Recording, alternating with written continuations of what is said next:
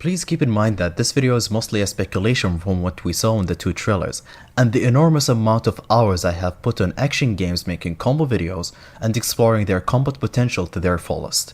Adding to that, I'm a big Final Fantasy fan who played and finished every mainline game in the franchise, except for 11, but this game could still prove me wrong and suddenly come out as a DMC spin-off. We never know. Final Fantasy is an ever-changing franchise with no one having the authority to decide what is Final Fantasy and what is not. Not us. Not even Square Enix themselves know what the definitive form of Final Fantasy is.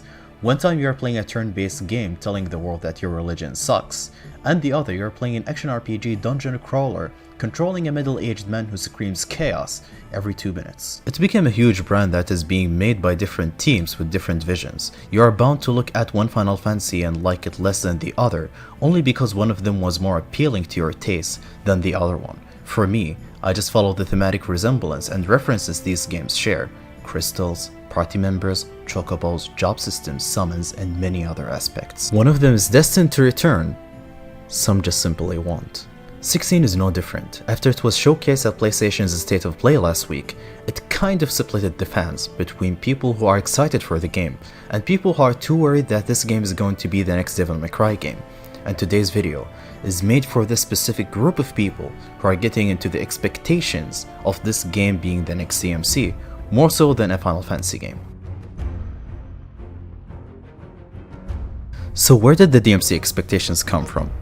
It mainly came when the game first announced in September 2020. We saw some similar moves to that we have seen before in DMC, and that is mostly due to the involvement of DMC5 battle designer Ryota Suzuki.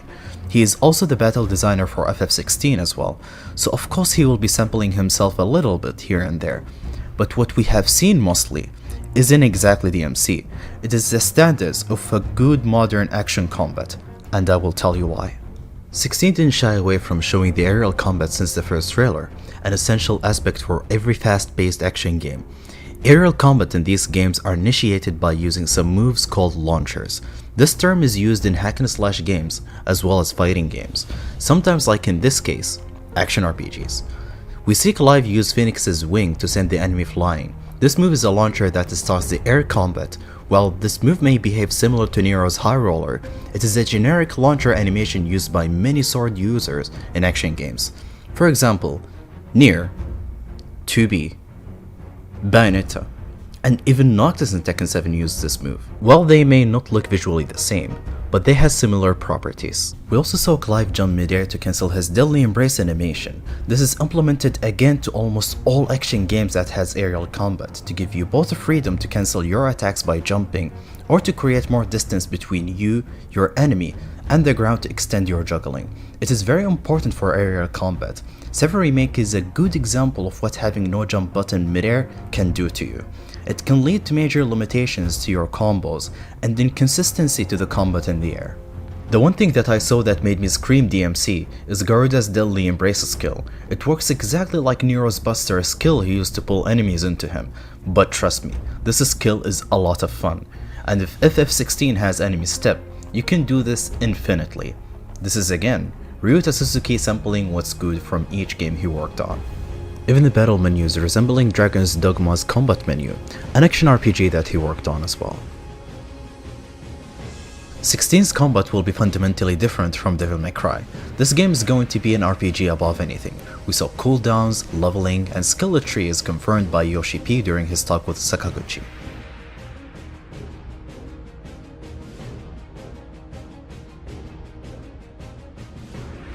"16, in my opinion, showed many prominent elements from Final Fantasy. The mention of Mother Crystal in the first trailer, and the focus on icons in the story, the return in creatures like corals and chocobos, just puts it all there for me. But when it comes to the gameplay, we saw a certain element that put a big smile on my face: the Staggering System. This system was first introduced in Final Fantasy XIII, then later got refined and implemented for 7 Remake, which contributed in making arguably the best combat in the franchise. It made the combat so tactical and encourages smarter play over button mashing. It makes you think a lot to discover each of the enemy's weaknesses, and when they are finally staggered, you have the time to buff your attacks to unleash your skills. In 16's case, combos. This key element in combat making a return is what the modern Final Fantasy aims for: tactical and fast-paced. Another thing that caught my eyes is when Clive had Titan equipped, he has a skill assigned to the combat menu called Titanic Block. This could be a skill used to block certain skills or a defensive cooldown similar to FF14. In my theory, that there would be one-shot mechanics some bosses have, and you have to use Titanic Block to reduce the damage, or block it entirely, making every summon has their unique uses. The combat from what we have seen so far consists of a Dragon's Dogma, 7 Remake, a bit of DMC, and probably FF14 if my theory about Titanic Block is true.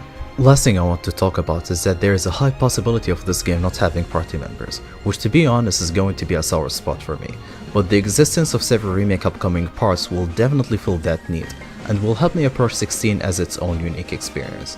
But I really hope that there will be enough interactions between Clive and other characters to help me understand the character a bit more, be it a guest party member, or even speak to the summons he have with him.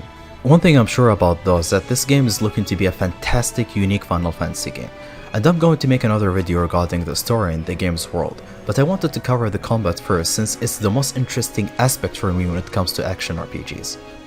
And that's all for today. Thank you so much for watching.